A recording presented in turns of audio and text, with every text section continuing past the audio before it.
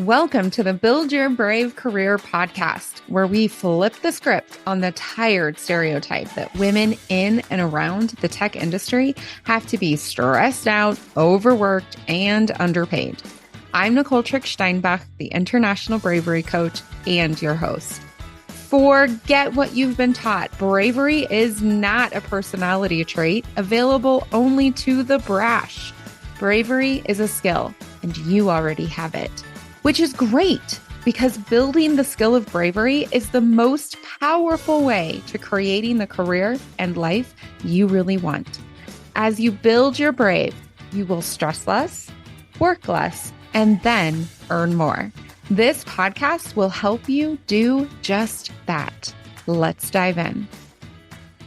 One of my favorite quotes that I return to so frequently and that I offer to my clients even more frequently is this.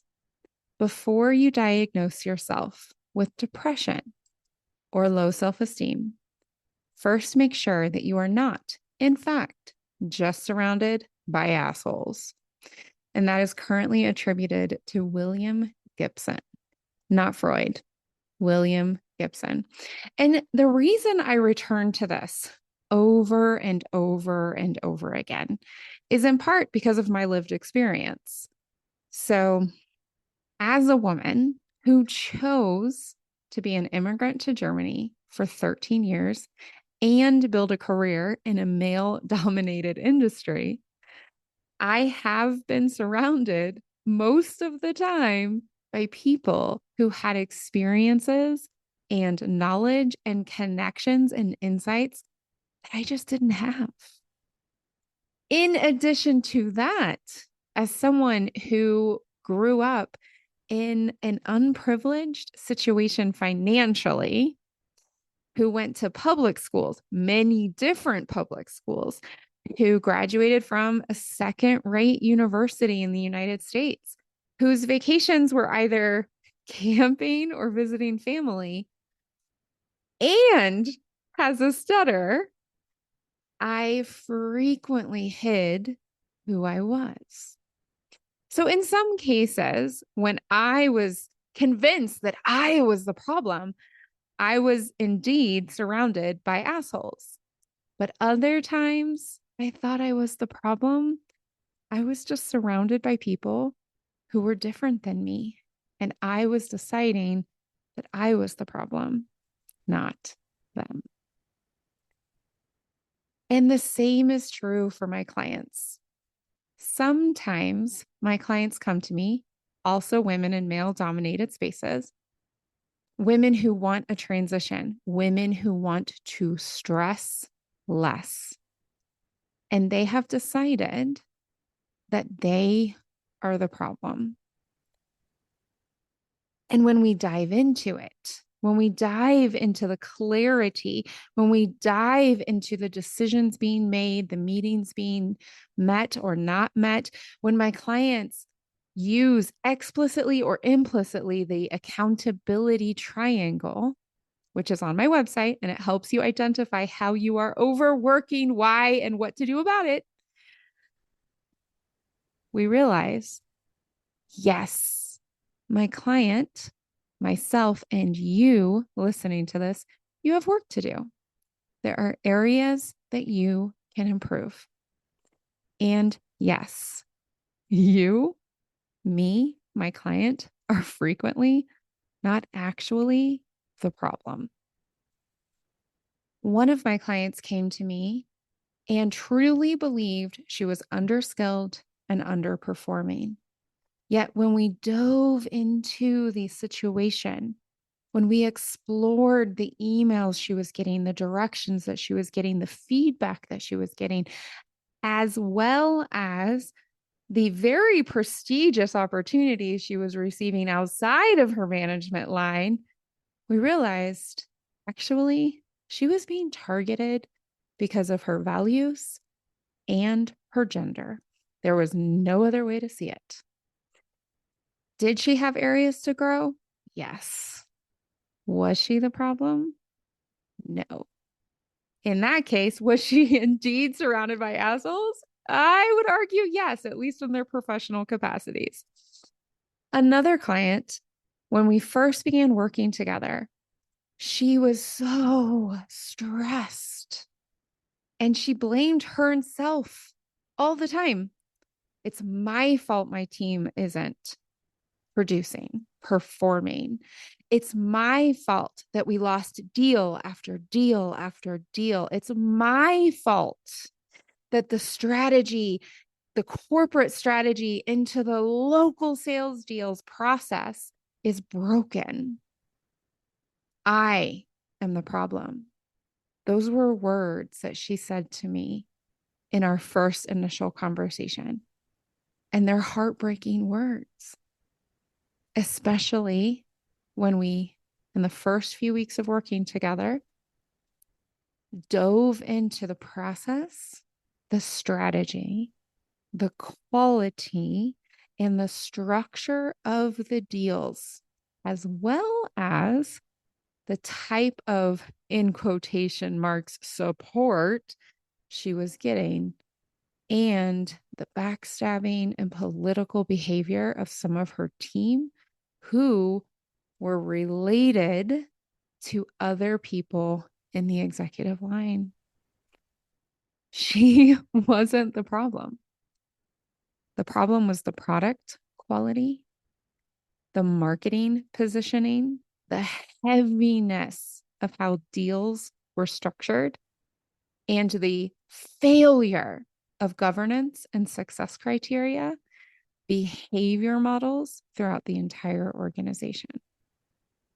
She was indeed surrounded by a lot of broken things. In both of these cases, my clients made significant moves.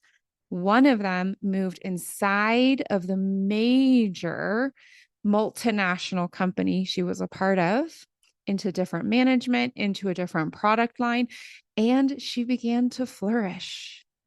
Same person, same skills, same performance, significantly better surroundings.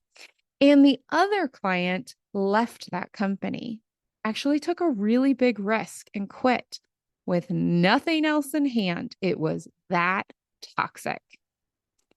Within 6 months, she was working in a different part, a different section of the tech industry in a fantastically dynamic, supportive, middle-sized company, structuring tech deals with a supportive, growing team and leadership. Same person, different surroundings, fantastically different results. Embracing this quote of, and I'm just going to say it the way I usually say it, which is a misquote, but it helps me. Before I decide that I'm the problem, I'm going to make sure I'm not surrounded by broken situations. Embracing this quote empowers me, it empowers my clients, and I believe it's going to empower you because it walks this beautiful line between I'm going to reflect on myself. I am humble enough to know what I am amazing at and where I need to grow, as well as judging the situations, processes, technology, and people that create the holistic surroundings. Doing so is brave and it requires reflection, it requires humility, and it requires maturity to both look at self, how can I improve? And look at other, how can they improve? And once you have the clarity on that, then you can begin to take action steps and build momentum of self, focusing on what you truly control, then what you can influence, and having the bravery to release what you cannot. For the vast majority of my own lived experiences, as well as my clients' lived experiences, When we reflect back on situations that were creating incredible stress and massive amounts of overwork and overproducing, covering for other people, frustration, anxiety, exhaustion, and yes, in the end, being underpaid and underappreciated, there were always many, many, many flags. Beige flags that became yellow flags that became red flags. And as women, as people socialized to center men, whether we want to or not, we very frequently blame ourselves. When in fact, we're surrounded by broken situations, processes, technology, and people who are not behaving well. So today, the brave action I would love to encourage you to take. And then I'd love if you shared it with me at Nicole@tricksteinbach.com is reflect on a current situation in your career where you are overstressed, where you're overproducing, where you're underappreciated, where you're chasing and chasing and chasing, and explore what is truly yours and where are you, in fact, just surrounded by assholes. If you want support with this, a structured approach on my website is the accountability triangle. It's free. I know the power of the triangle to build the skill of bravery so that you craft your brave career with less stress and less work and more income. Because I think now it's like 60 people have utilized just the workbook, not even watched the video that supports it. They've just used the workbook and have gotten clear, have gotten more relaxed, have reduced the amount of work that they do in their minds and in their time. One woman even wrote me and let me know that was when she got clear that she wasn't dealing with a performance issue. She was dealing with racism. You can get access to this from my website, tricksteinbach.com. The direct link will be in the show notes. It's under the heading Work Less. It has a workbook and a short video available on YouTube. Before you diagnose yourself with depression or low self-esteem, first make sure you are not, in fact, just surrounded by assholes. Until next week, believe in yourself, build the skill of bravery, and let other people have the joy of the consequences of their own behaviors. Talk about brave. If the Build Your Brave Career podcast is helping you flip the script in your own career, if it's helping you reduce your stress, work smarter, or create more income, please share this with a friend. Till next time, you are already brave. Now go build your brave.